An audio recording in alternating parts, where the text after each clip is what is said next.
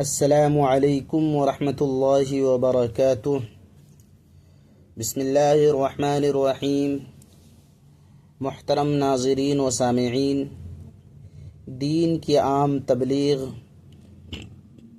اور حضرت حمزہ رضی اللہ تعالی عنہ کا ایمان لانا۔ جب تمام سرداران مکہ خفا ہو کر چلے گئے تو آپ صلی اللہ علیہ وسلم نے ان کے خفا ہونے کی پرواہ نہ کی اور بت پرستی کی برائی کھلم کھلا بیان کرتے رہے اور اللہ تعالی کی یکتائی، عبادت اور اچھے اخلاق اور قیامت کا وعظ فرماتے رہے۔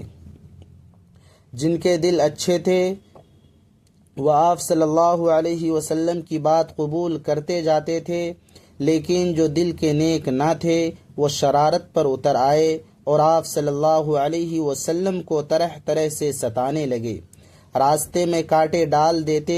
آپ صلی اللہ علیہ وسلم نماز پڑھنے کھڑے ہوتے تو چھیڑتے، کعبے کا طواف کرنے جاتے تو آواز کستی، لوگوں میں آپ صلی اللہ علیہ وسلم کو شاعر، جادوگر، پاگل وغیرہ سے مشہور کرتے، اور جو نیا آدمی آتا اس کو پہلے ہی جا کر کہہ آتے کہ ہمارے یہاں ایک شخص اپنے باپ داداؤں کے دین سے پھر گیا ہے، اس کے پاس نہ جانا۔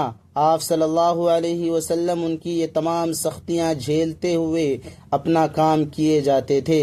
قریش نے دیکھا کہ یہ کسی طرح باز نہیں آتا تو ایک دن وہ اکٹھے ہو کر آپ کے چچا ابو طالب کے پاس گئے اور کہا کہ تمہارا بھتیجا ہمارے بتوں کو برا بھلا کہتا ہے، ہمارے باپ داداؤں کو گمراہ بتاتا ہے اور ہم کو نادان ٹھہراتا ہے۔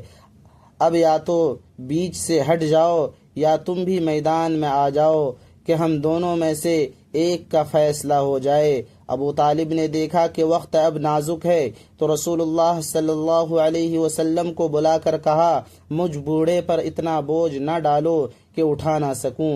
ظاہر میں رسول اللہ صلی اللہ علیہ وسلم کو اگر کسی کی مدد کا سہارا تھا تو یہی چچا تھے۔ ان کی یہ بات سن کر آپ صلی اللہ علیہ وسلم کی آنکھوں میں آنسو بھر آئے۔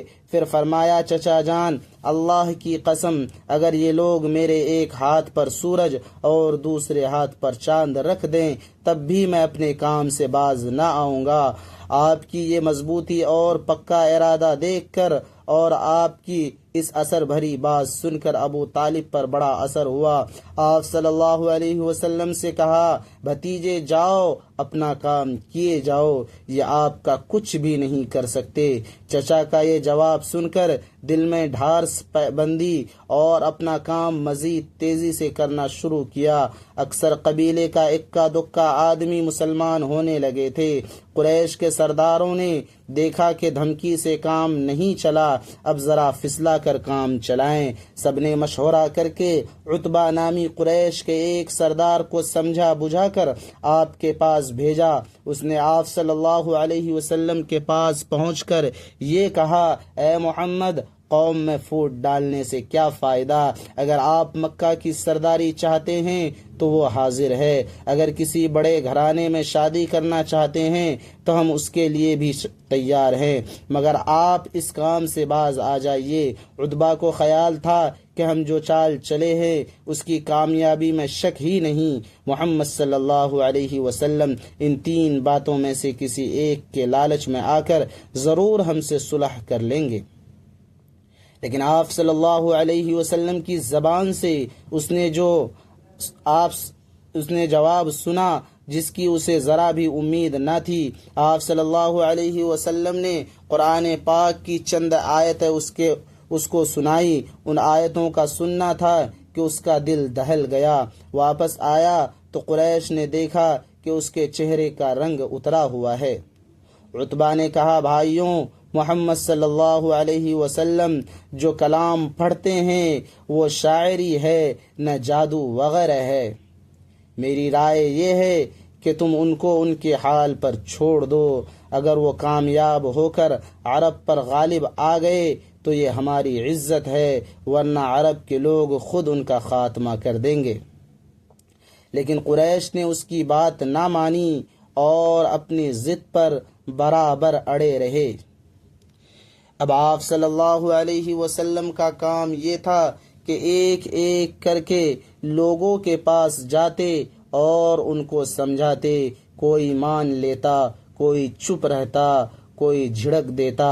اس حالت میں جو لوگ آپ صلی اللہ علیہ وسلم پر ایمان لائے اور مسلمان ہوئے، ان کی بڑی تعریف ہے، اور ان میں سے بعض کے مسلمان ہونے کا قصہ بڑا دلچسپ ہے۔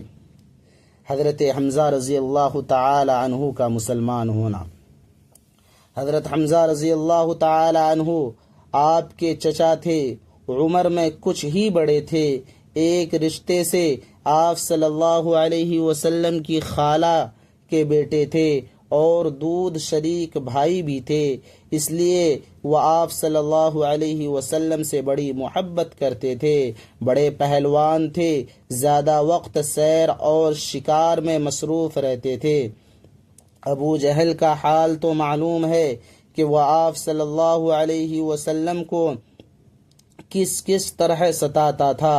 ایک دن کا واقعہ ہے کہ ابو جہل نے اپنے معمول کے مطابق آپ صلی اللہ علیہ وسلم کو بہت برا بھلا کہا۔ ایک باندی کھڑی یہ باتیں سن رہی تھی۔ شام کو جب حضرت حمزہ رضی اللہ تعالی عنہ شکار سے واپس آئے تو اس باندی نے